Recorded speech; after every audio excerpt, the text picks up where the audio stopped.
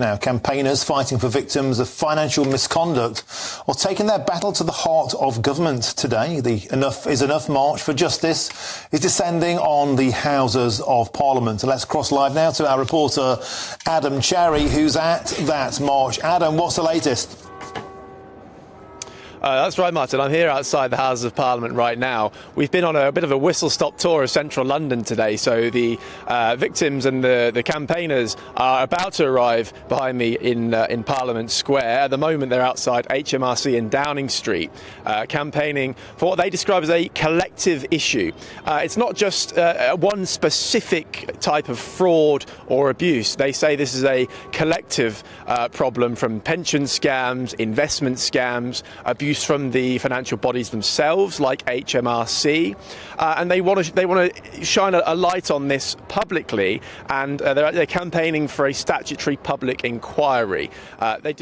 In a way, they compare this to the sub-postmasters scandal. They think it's that big. So I spoke to the leader of this march, Andy Agathangelo, and this is what he had to say to me earlier today. Take a look at this. But this is so important, Adam, because today's meeting isn't about any one individual campaign organisation. What makes this wonderful gathering different is that everybody has learned that individually the campaign groups are not strong enough.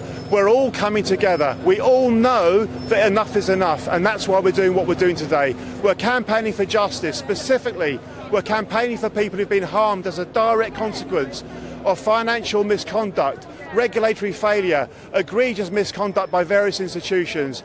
Enough is enough, Adam. We're here to try and sort it out. So some really moving stories which I've heard on the march today. Andy described one particular instance with a man called Ian.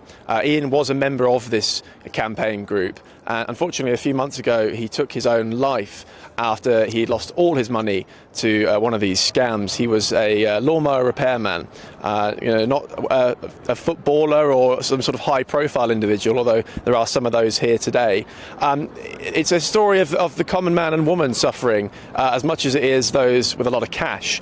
And they're actually carrying a coffin representing those who've lost their lives to suicide from these sort of scams to Parliament as we speak. Hopefully at some point shortly we'll see them. So a big scandal brewing here, Martin, and I think something that will be very interesting for our viewers to understand the scale of it. Thank you, Adam Cherry. A moving report there from the Enough is Enough march. People power on the People's Channel. Thank you, Adam Cherry.